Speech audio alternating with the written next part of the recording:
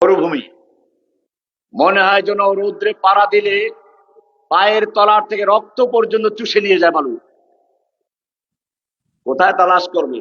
পিছনে যাবে বাড়িতে ফিরে 15 দিনের পথ, সামনে যাবে 15 দিনের পথ বাকি। উট তালাশ করতে যাবে, তালাশ করতে গেলে মরতে যাও দেরি হবে, এখন তাড়াতাড়ি মরে যাবে।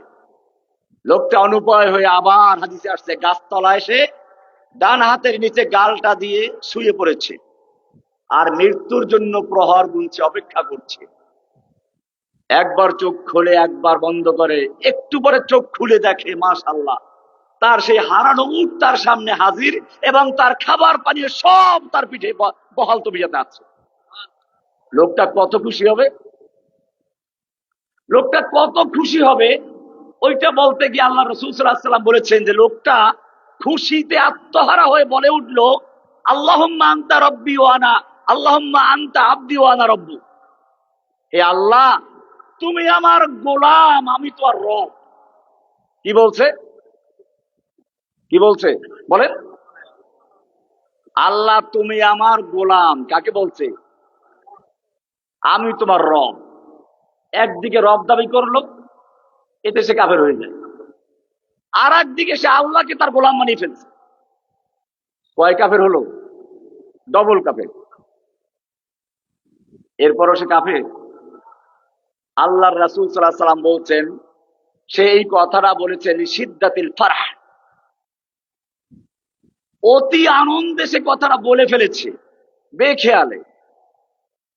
এই জন্য সে কাফের হবে না। কি হবে না? বুখারীর স্পষ্ট হাদিস। এখানে কি পাইলাম? আর একটা উসুল পাওয়া গেল। এগুলো সব উসুলে তাকফীর। আমার এর উপর বই আছে, আপনারা তো বই খেয়ালে এক চ্যাপ্টার পড়েন, একটা পড়েন না। মশা, মাছি, মাছি, হাদিস আছে মাছি যদি তোমাদের খাবারে পড়ে ওরে চুবাই দাও, কারণ মাছির এক ডানায় থাকে বিষ, ও ওইটা খাবারে ঢুকেই দেয়, আর একটা উঁচু করে রাখে, ওটাই আছে ঔষধ, প্রতিষেধক। তুমি চুবাই দিলে ওইটা আর কোনো ক্ষতি করবে না। আমার বইগুলো তো এরকম দুই রকম বিষয় থাকে। যে বইটা নিয়ে সবচেয়ে বড় তোলপাড় হয়ে গেছে, আমাকে কাঠগড়ায় দাঁড়াতে হয়েছে, শাস্তি ভোগ করতে হয়েছে, বইটার নাম কি? উন্মুক্ত তরবারি। কি নাম?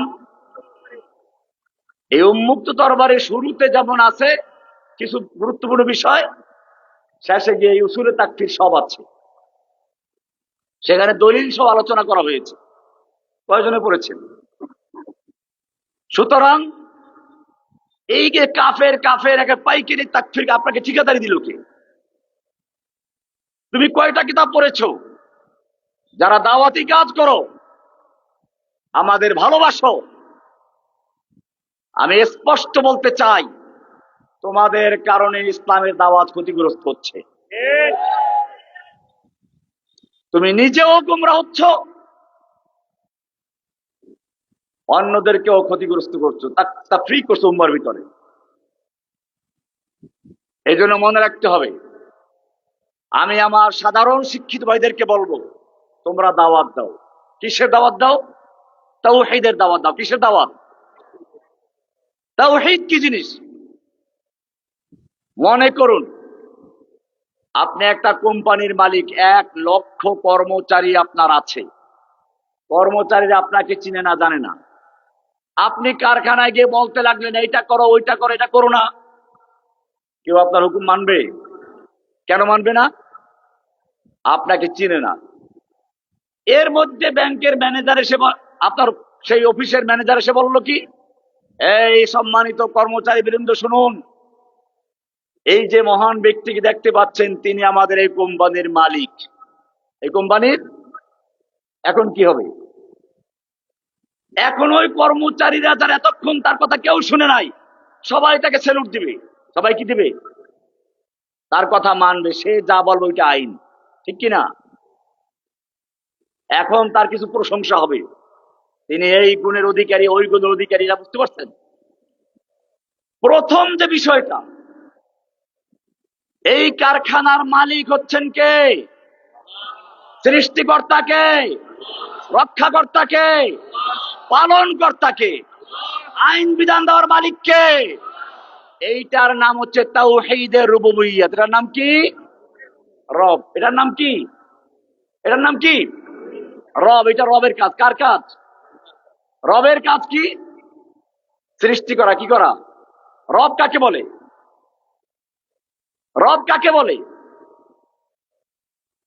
ওর দলিল আছে? রাত তো অনেক হয়ে গেছে, কেমনি বুঝাবো? এলমি বিষয় বুঝতে ক্লাস করতে সময় লাগবে। মুসা আলাইহিস সালাম যখন ফেরাউনকে দাওয়াত দিতে গেলেন, ফেরাউন জিজ্ঞেস করলো, ওই মুসা তোমার রবটা কে? আবার রবটা আমি, আনা রব্বুকুমুল আলা, আমি বড় রব। তোর রবটা কে? আবার তোর পালছি আমি। মুসা আলাইহিস সালাম যে কথা দিয়ে রবের পরিচয় দিয়েছিলেন, আল্লাহ কোরআনে কোট করে দিয়েছেন, قال ربنا الذي أعطى كل شيء خلقه ثم هدى। ও ফেরাউন, আমি যেই রবের পক্ষে তোকে দাওয়াত দিচ্ছি, সেই রব তোর মতো কোনো দুর্বল কিছু না। এক সময় ছিলি না, বাচ্চা অবস্থায় ওয়া ওয়া করেছিস, পেশাব পায়খানা করলে দুর্বল হয়ে যাও, আবার মরে যাবি। এইরকম কোন দুর্বল রবের কথা আমি বলছি না। ক্বালা রাব্বুনাল্লাযী আতা কুল্লা শাইইন খালকাহু সুম্মা হাদা।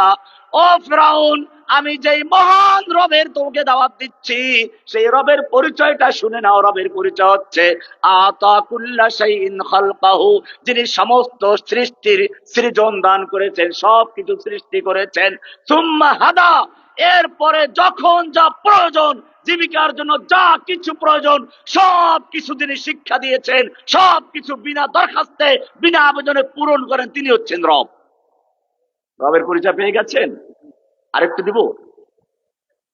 ও ফিরআউন, তুমি যখন তোমার মায়ের পেটে ছিলে, তোমার মায়ের পেটে রূহ চলে আসলো, দেহ গঠন হয়ে গেল, খাবারের প্রয়োজন। মায়ের পেটে খাবারের কোনো বন্দোবস্ত নেই, তুমি কান্না করেও দাবি জানাতে পারবে না।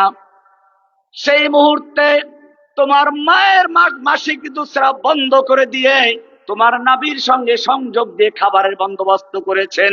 এজন্য কোনো দরখাস্ত করতে হয় নাই, কোনো আবেদন করতে হয় নাই। ক্বালা রাব্বুনাল্লাযী আ'তা কুল্লা শাইইন খালকাহু সুম্মা হাদা। বলবেন ডিমের ভিতরে তো বাচ্চা হয়, ওর খাবার কোত্থেকে আসে? আপনারা